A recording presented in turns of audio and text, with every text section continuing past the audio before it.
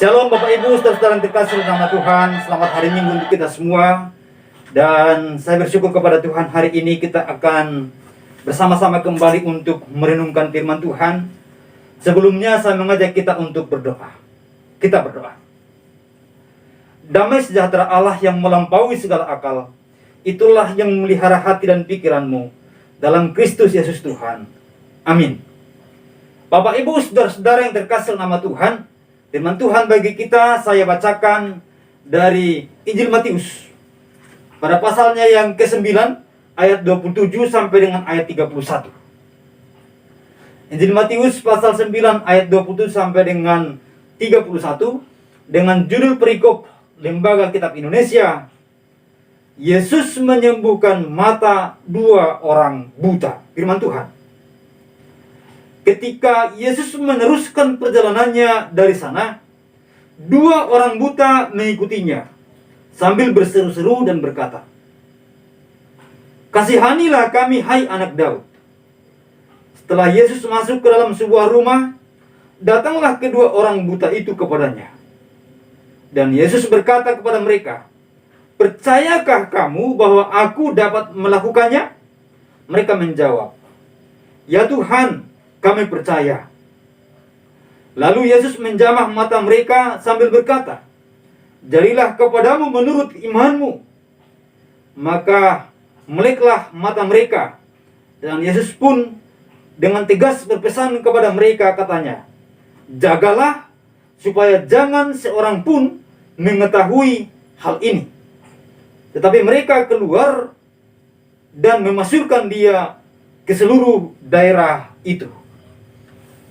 Yang berbahagia adalah setiap orang yang mendengar dan melakukan firman Tuhan. Bapak Ibu yang Tuhan Yesus kasihi, tema kita pada minggu ini, mujizat terjadi tatkala kita percaya kepada Tuhan. Saudara-saudara yang terkasih dalam nama Tuhan, hari-hari belakangan ini kita menjalani masa-masa yang sulit, masa-masa yang sukar.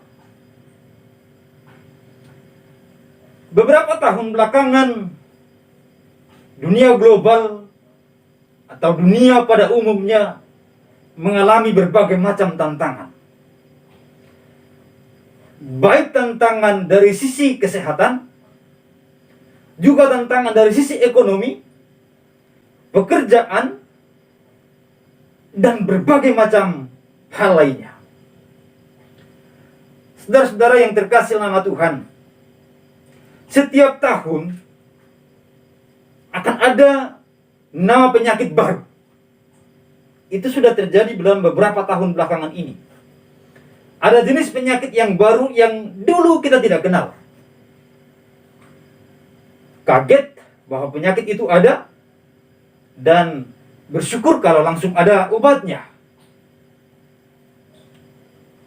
Belum lagi akhir-akhir ini ada virus yang menghantam seluruh dunia. Ya puji Tuhan, sekarang sudah mulai nyaman dan melandai.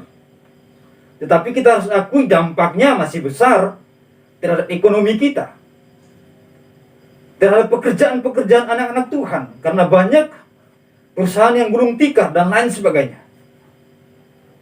Kemudian Bapak Ibu, saudara-saudara yang terkasih nama Tuhan, dunia global juga dikagetkan dengan berbagai macam isu yang juga cukup mengkhawatirkan kalau dipandang dari segi manusia. Perang di Ukraina, Rusia juga berdampak kepada ekonomi dunia. Ancaman perang dunia ketiga dan lain sebagainya. Indonesia beberapa bulan terakhir kesulitan akan minyak goreng. Harga naik dan luar biasa, ibu-ibu menjerit. Bapak Ibu, saudara-saudara, kita jujur bahwa memang situasi yang kita hadapi pada tahun-tahun belakangan ini cukup berbeda dengan tahun-tahun sebelumnya. Cukup sulit. Dan dalam keadaan yang seperti itu, kemanakah kita mencari pertolongan? Belum lagi mungkin saudara kita ada yang mengalami tubuh yang sakit dan lemah. Dalam kondisi seperti itu, kemana kita akan berteriak dan minta tolong?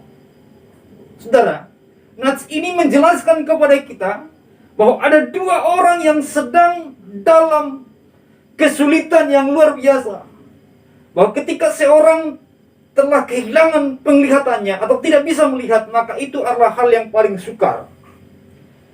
Dicatatkan pada bagian ini dua orang yang buta. Mungkin mereka telah mencari alternatif lain, tidak ketemu. Lalu mereka mendengar anak Daud lewat. Mereka sudah tahu bahwa sosok ini, pribadi ini, telah banyak memberikan pertolongan bagi banyak orang. Mereka telah mendengar berita bahwa dia ini Tuhan. Lalu ketika mereka mendengar, mereka tidak bisa melihat, tapi mendengar bahwa dia lewat, mereka berteriak, "Anak Daud, kasihanilah kami." Saudara dikasih nama Tuhan, Yesus berjalan dan masuk ke sebuah rumah. Mereka tak berhenti, mereka datang ke rumah itu. Lalu kemudian setelah Tuhan melihat bahwa mereka pun masuk ke rumah itu, Tuhan berkata kepada mereka, "Apakah engkau percaya bahwa aku dapat melakukannya?" Mereka berkata, "Kami percaya." Lalu kemudian Tuhan menjamah mata mereka dan Tuhan katakan, "Jadilah kepadamu seperti apa yang engkau percaya." Atau jadilah kepadamu seperti imanmu. Seketika mereka melek, matanya terbuka, dan mereka melihat. Saudara-saudara yang terkasih nama Tuhan, mereka tahu kepada siapa mereka harus minta tolong. Dan mereka sungguh-sungguh meminta tolong kepada Tuhan.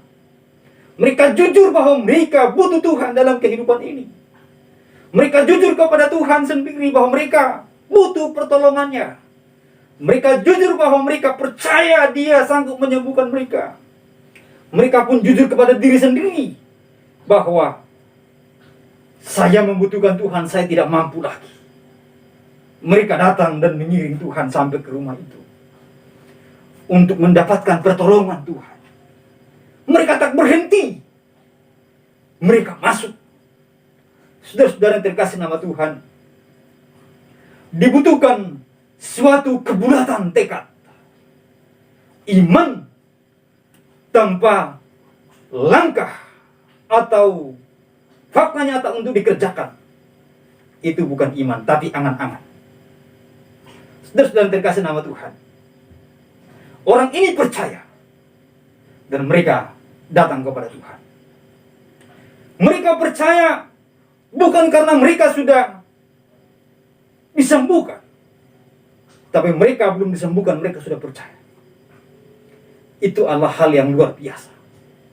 Saudara-saudara yang terkasih nama Tuhan, di bagian lain di Alkitab kita menemukan juga kisah yang luar biasa. Kisah seorang perempuan yang sudah 12 tahun pendarahan dan sudah berobat ke berbagai macam tabib, tidak sembuh. Tapi dia berkata dalam hatinya, "Asal ku jamah saja jubahnya, aku akan sembuh." Tapi itu bukan hanya kata angan-angan. Itu bukan ilusi. Karena ketika dia memiliki pemikiran itu, dan juga tekad juga ada dalam hati dan pikirannya, dia melakukannya. Dia pergi, dan ketika dia melihat Tuhan, dia menjamah jubah Tuhan, dia sembuh.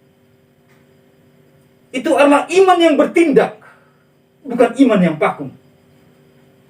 Kemudian saudara terkasih nama Tuhan, Tuhan berkata, "Siapa yang menjamah aku?" Murid berkata, "Ada banyak orang di sini." Lalu perempuan ini berkata dan meminta ampun tersungkur untuk Tuhan. Lalu Tuhan berkata kepadanya, "Imanmu telah menyelamatkan engkau." Ada dua pernyataan yang sangat luar biasa di sini. Yaitu pernyataan seorang perempuan itu, "Asal ku jamah saja jubahnya, aku sembuh." Lalu pernyataan Tuhan juga yang sangat indah, "Imanmu menyelamatkan engkau.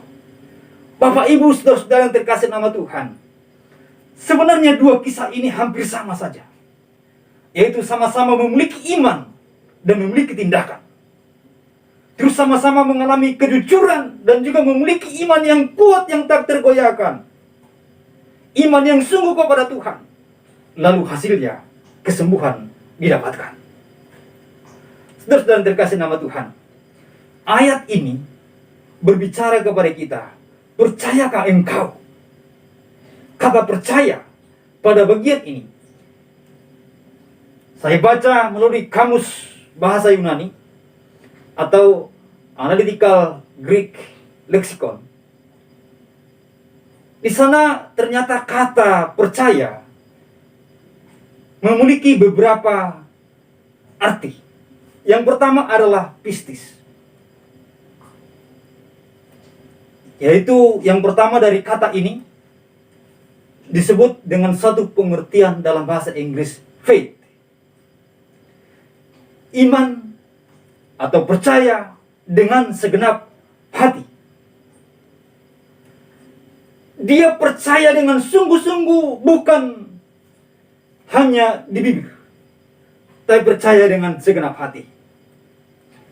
Ini jenis percaya jika diibaratkan, apapun yang terjadi saya percaya. Saudara-saudara terkasih nama Tuhan, percaya yang demikian bukan percaya saya akan percaya kepada Tuhan jika, bukan. Tidak ada kata jika di sini. Tetapi yang dimasukkan adalah bahwa apapun yang terjadi, segenap hati saya percaya.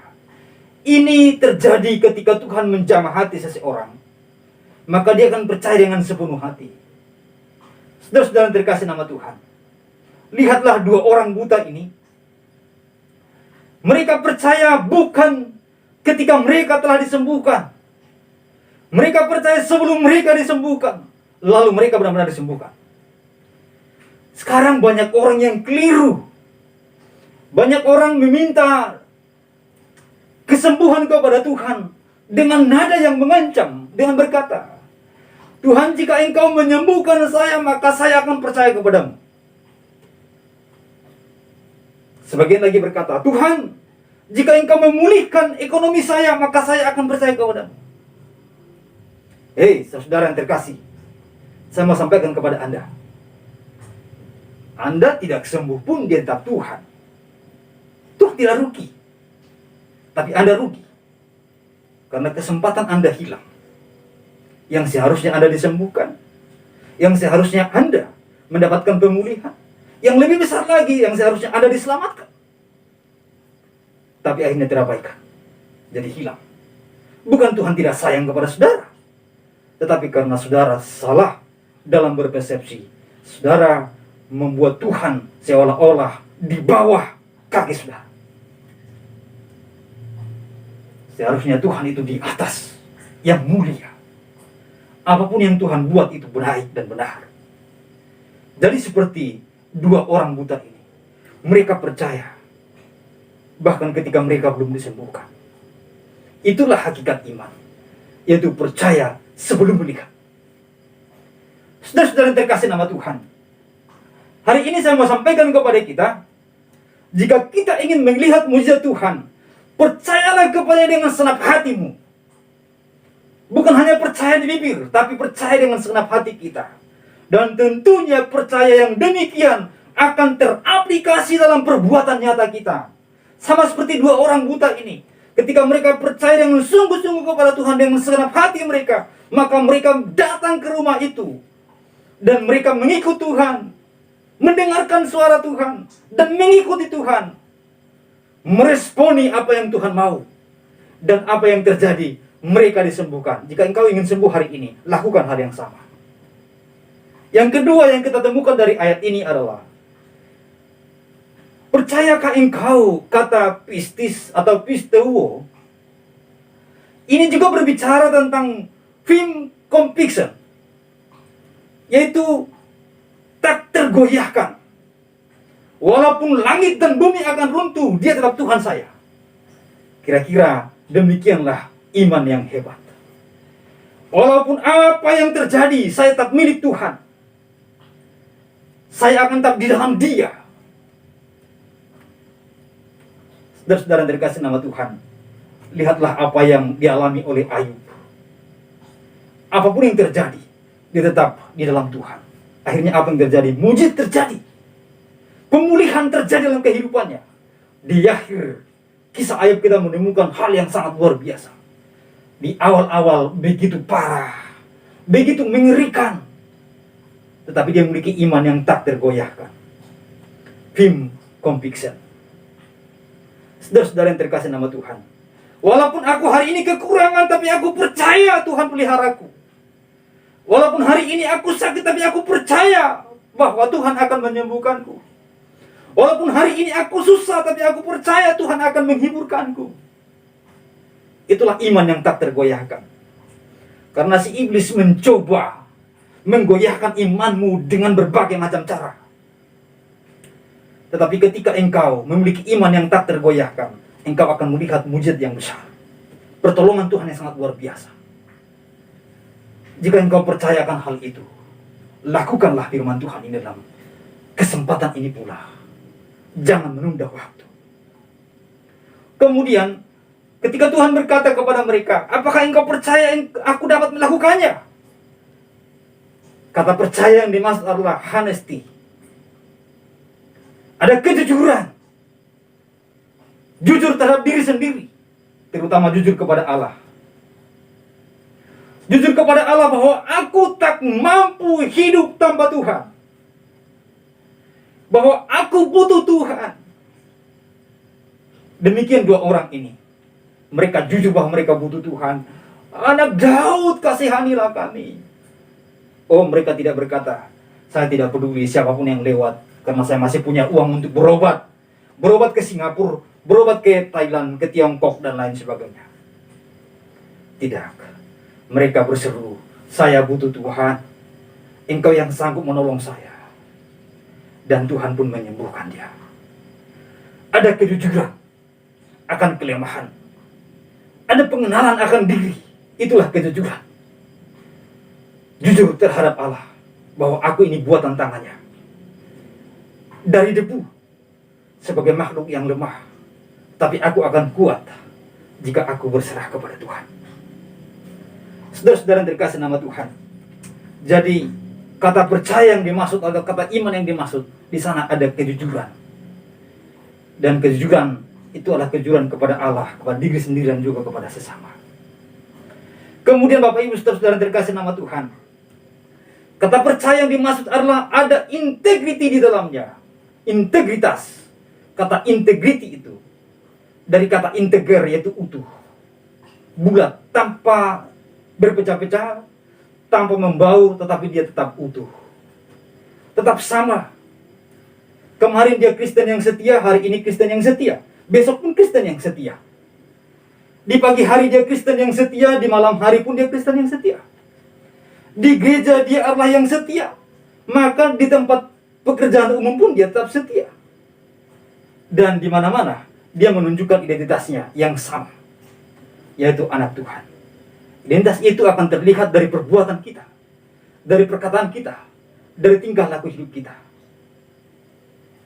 Tuhan tidak menginginkan anak-anaknya menjadi seperti bunglon atau mimikri, berubah-ubah. Ketika dia pergi kepada dunia, maka dia menjadi anak dunia. Ketika dia pergi ke gereja, maka dia seperti anak Tuhan. Ketika dia pergi ke perusahaan, maka dia juga tilep atau korupsi. Jangan. Saudara-saudara yang terkasih nama Tuhan, kita harus memiliki integritas. Sekali anak Tuhan tetap anak Tuhan. Sekali percaya tetap percaya. Sekali beriman tetap beriman. Bukan seperti Kristen tomat. Di hari Minggu dia tobat. Senin sampai Sabtu dia kumat. Di pagi sampai sore dia baik-baik saja. Di malam hari dia melakukan hal yang bertentangan dengan Tuhan. Jangan. Tapi jadilah Kristen yang berintegritas. layak dipercaya. Sehingga Tuhan pun mempercayakan mujizat itu untuk kita. Sehingga Tuhan pun memberikan pertolongannya yang luar biasa bagi kita. Saudara-saudara terkasih nama Tuhan. Kemudian dari kata percaya itu juga terkandung di dalamnya ada kesetiaan, faithfulness. Bagaimana Tuhan mau memberkati kita, bagaimana Tuhan mau menunjukkan mujizatnya kepada kita jika kita tidak setia kepada firman-Nya. Satu langkah yang akan kita alami di dalam merasakan mujizat Tuhan adalah tatkala kita dekat kepada Dia dan juga kepada firman-Nya. Ketika kita sudah melangkah keluar dari kebenarannya, jangan harap itu mujizat Tuhan. Jika ada yang mirip, itu bukan mujizat Tuhan. Jika tidak benar sesuai dengan firman Tuhan, saya pastikan itu bukan datang dari Tuhan. Tetapi jika benar-benar kita setia kepada firman-Nya, setia kepada janji Tuhan dalam kehidupan kita hari demi hari, maka percayalah mujizat itu menjadi milik kepunyaan kita. Di dalamnya juga ada assurance atau jaminan. Dan ini assurance atau guarantee, atau kita sering katakan jaminan, ini adalah apa yang Tuhan lakukan bagi kita orang yang memiliki iman yang kuat, iman yang kokoh, iman yang setia kepada Tuhan. Maka Dia pun menjaminkan pertolongannya kepada kita, menjaminkan mujizatnya kepada kita. Jika engkau mau merasakannya, jika engkau rindu merasakan pertolongan Tuhan, mujizat Tuhan, maka dengarlah firman Tuhan, lakukanlah firman Tuhan. Hari ini milikilah iman yang sungguh kepada Tuhan, iman yang tak tergoyahkan, iman yang setia kepada Tuhan, iman yang jujur kepada Tuhan, iman yang utuh, berintegritas kepada Tuhan, iman yang menunjukkan kesetiaan kepada Tuhan. Maka Tuhan pasti akan mendengar doamu, menyembuhkan engkau, memulihkan engkau, menolong engkau dalam hidupmu hari demi hari. Saya mengajak kita untuk berdoa. Bapa yang maha baik, hamba-Mu telah menyampaikan firman Tuhan. Hamba tahu atas segala keterbatasan dan kekurangan hamba-Mu sendiri, tapi Engkau Tuhan yang sanggup menerjemahkannya sampai di hati dan di pikiran dalam tindakan anak-anak-Mu yang mendengarkan firman Tuhan ini. Hamba berdoa jamahlah mereka, terlebih bagi mereka yang saat ini berseru meminta pertolongan Tuhan, mereka yang sakit biarlah Tuhan menyembuhkan mereka, mereka yang lemah biarlah Tuhan menguatkan mereka, mereka yang membutuhkan pemulihan, pulihkanlah mereka, baik ekonomi mereka, rumah tangga mereka, pekerjaan mereka, apapun yang menjadi doa mereka. Ya Bapa, dengar, jawab dan tolonglah mereka. Maka yang sakit disembuhkan, yang lemah dikuatkan, yang berkekurangan diberi kelimpahan, dan segala pergumulan mereka pun didengarkan dan jawab. Tuhan diberkati. Terpujilah Engkau ya Bapa. Dalam nama Tuhan Yesus kami bersyukur berdoa. Saudara yang terkasih nama Tuhan, engkau yang diberkati Tuhan, berdirilah dan terimalah berkat Tuhan. Kiranya kasih karunia dan damai sejahtera dari Allah Bapa dan Tuhan kita Yesus Kristus dengan perantaraan Allah Roh Kudus Tuhan menyertai, berkati saudara hari ini sampai selama-lamanya. Amin. Amin. Dan berkati kita semua sampai ketemu di edisi berikutnya. Percayalah, mujizat masih ada. Tuhan mengasihi saudara. Tuhan menjawab doa-doa saudara. Terpujilah namanya. Shalom.